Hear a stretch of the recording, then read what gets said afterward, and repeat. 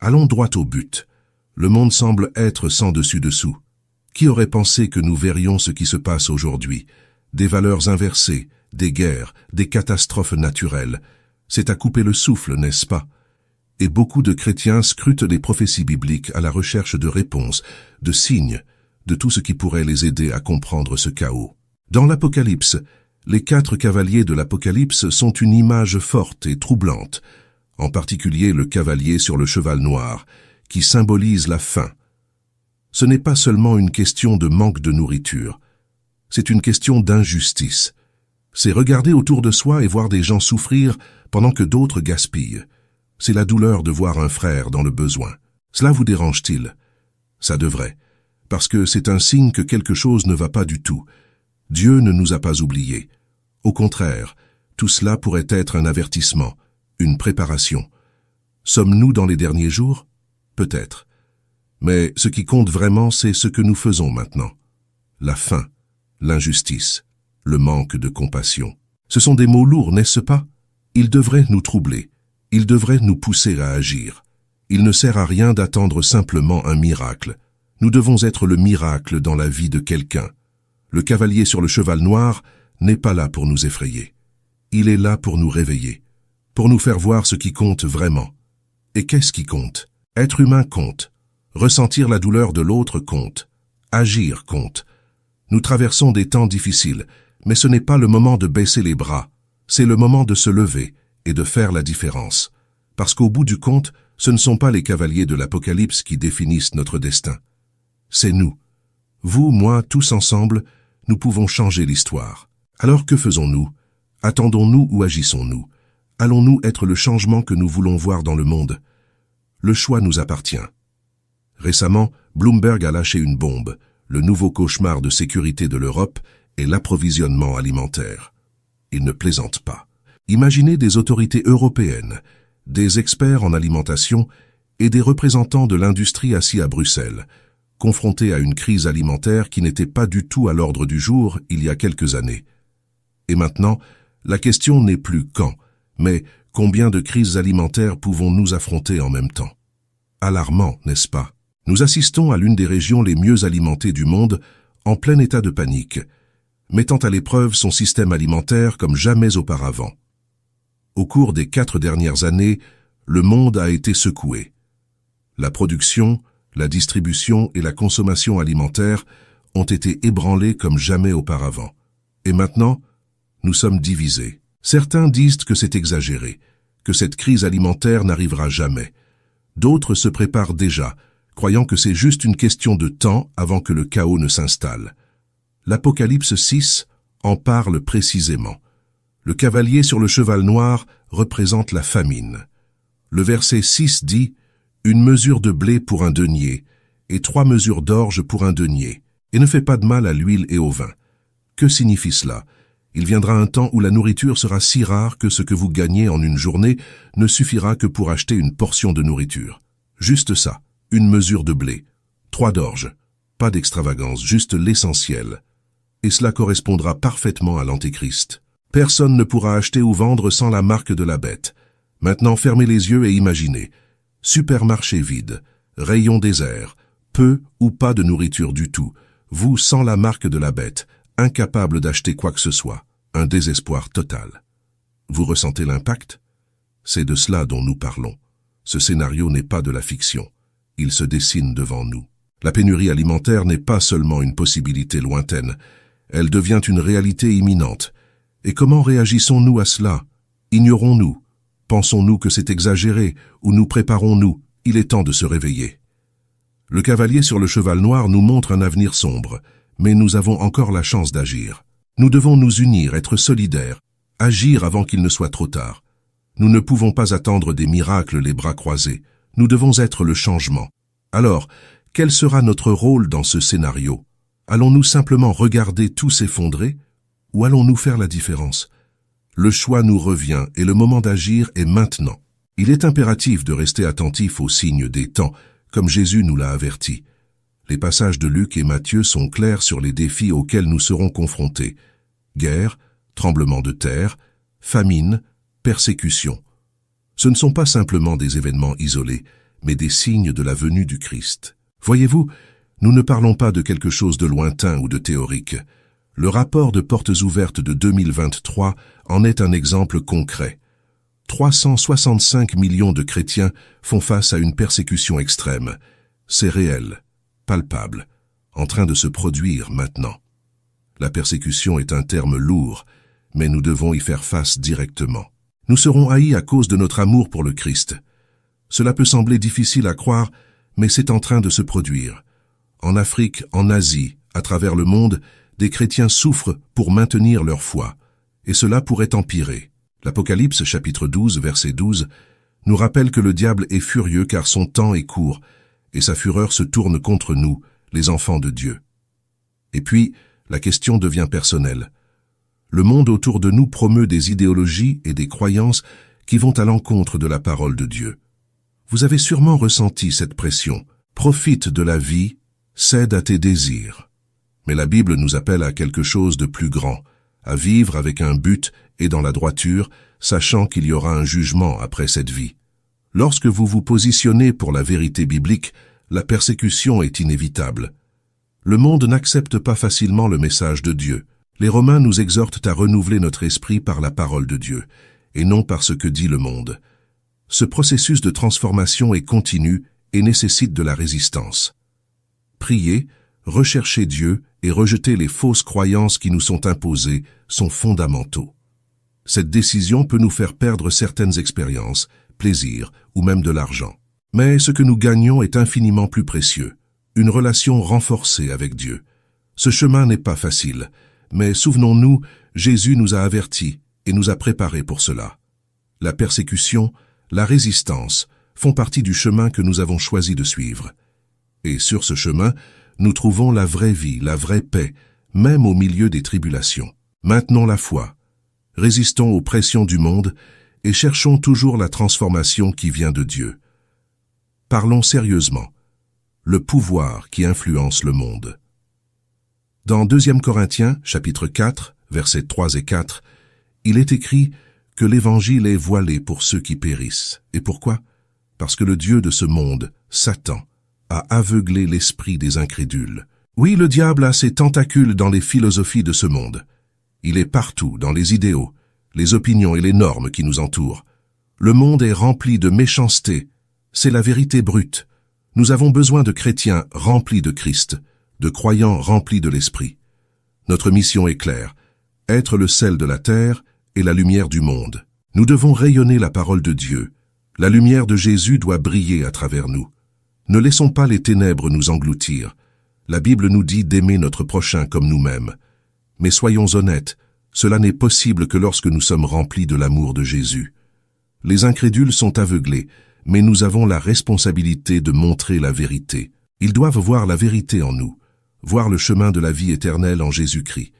Rappelons-nous ce que Jésus a dit dans l'évangile de Jean, chapitre 14, versets 2 et 3. Il prépare une place pour nous. C'est une promesse, mais jusqu'à ce jour-là, nous avons des signes pour nous guider. La Bible nous avertit des faux Christ et des faux prophètes, des guerres et des troubles. Nous n'avons pas à craindre car ces choses doivent arriver. Et quand Jésus reviendra, tout le monde le saura. Il n'y aura pas de doute, ce sera visible pour tous, dans toute sa gloire. Alors jusqu'à ce moment-là, nous devons être des phares d'espoir. Notre lumière doit être un guide, une réponse à l'obscurité. Vivre de manière à ce que la lumière de Christ soit évidente en nous. C'est cela être chrétien, c'est notre mission. Soyons cette lumière, ensemble. Les sages parmi nous sont vigilants. Ils voient les signes parce qu'ils plongent dans la parole de Dieu. Mais les insensés, ils s'endorment, perdent les signes par manque de connaissance. Priez pour la sagesse sainte de Dieu.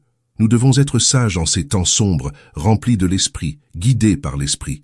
Préparez vos vies, restez prêts en attendant notre Seigneur et Sauveur Jésus-Christ, pour qu'il accomplisse sa promesse. Voyez ce que dit Actes, chapitre 2, verset 17. « Dans les derniers jours, dit Dieu, je répandrai de mon esprit sur toute chair. Vos fils et vos filles prophétiseront, vos jeunes auront des visions, et vos vieillards auront des songes. » Imaginez manquer ce signe. Dans les derniers jours, Dieu répandra son esprit sur toute chair. Quelle honte ce serait de manquer cette merveilleuse effusion. Quel désastre pour tout croyant de ne pas reconnaître ce signe. Ma prière principale est « Seigneur, ne me laisse pas manquer ton effusion d'esprit. Ne me laisse pas manquer ce merveilleux signe. » Nous recevons de nombreux signes sur les derniers jours, comment les gens agiront les infidélités nation contre nation, mais le signe qui importe est l'effusion du Saint-Esprit. Je veux être un récepteur, un participant. Je veux que le Saint-Esprit inonde ma vie.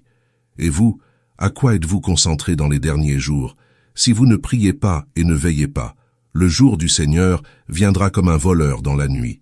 Puis-je suggérer que, alors que beaucoup se préoccupent de la guérison physique, il y a tant de gens ayant besoin de guérison dans le cœur, des personnes qui ont traversé de grandes tragédies, qui portent la douleur et la souffrance. Elles ont besoin de guérison mentale. Seul le pouvoir de guérison de Dieu peut atteindre l'esprit et le mettre en ordre. Ce que j'essaie de dire, c'est « Ne vous concentrez pas seulement sur le physique. Dieu peut guérir miraculeusement. Il peut utiliser des médecins. Mais si vous vous demandez où est ma guérison, quand sera mon tour, pensez, est-ce que Dieu a permis cela pour vous enseigner, vous façonner, vous affiner? Est-ce que cette souffrance est en train de créer en vous un cœur plus pur, plus centré sur Dieu? Cette souffrance pourrait vous apprendre l'humilité, à être plus attentif, plus reconnaissant pour ce que vous avez? Reflétisse sobre Isso. Ou que Dieu essaie-t-il de vous enseigner à travers votre souffrance? Peut-être que ce que vous traversez actuellement est le chemin pour devenir plus fort, plus sage, plus proche de lui. Soyez vigilants. Ne manquez pas les signes. Soyez un phare d'espoir et de foi, même dans les moments les plus difficiles. Parlons sérieusement. Les jours ensoleillés ne seraient pas aussi doux sans la pluie. La santé n'est pas aussi valorisée jusqu'à ce que nous ressentions la douleur. Est-ce que cela vous semble familier? Souvent, nous sommes nos propres ennemis. Nous prions pour une bénédiction, nous la recevons. Puis nous nous installons dans la tiédeur. Nous devenons tièdes. Alors, que devrait faire Dieu? Vous permettre de profiter de votre bénédiction et perdre votre âme? Vous donner la santé pour que vous péchiez et alliez en enfer? Non, Dieu nous aime trop pour cela. Il permet les défis, les maladies, les afflictions pour nous amener à genoux, pour que nous le cherchions et soyons sauvés. Certains d'entre nous sont tellement confortables que Dieu doit envoyer une difficulté pour attirer notre attention. Avant de questionner Dieu sur la guérison, rappelez-vous, il vous aime, ses voies sont plus élevées que les nôtres. Marc, chapitre 8, verset 36 dit « Car que sert-il à l'homme de gagner tout le monde s'il perd son âme? Alors, à quoi bon vivre en bonne santé, mais tellement confortable que votre relation avec Dieu en souffre? Jésus a dit qu'il vaut mieux entrer dans la vie éternelle avec un seul œil que d'avoir deux yeux et d'être jeté en enfer. Je préfère souffrir dans ce corps et aller au ciel, un endroit sans douleur ni tristesse, plutôt que de vivre sans douleur et d'être tourmenté éternellement en enfer. Réveillez-vous, amis. Le Seigneur veut que nous nous éveillions. Il y a un ciel et un enfer. Il y a un jour de jugement. Imaginez conduire et somnoler, manquer les panneaux de signalisation. Eh bien, Dieu nous a donné des signes. Sa parole est remplie d'avertissements que le temps presse. Ce monde ne durera pas éternellement, et c'est une bonne nouvelle. Le ciel, d'après ce que j'ai lu, semble beaucoup mieux. Pas de larmes, pas de tristesse, juste joie, juste paix.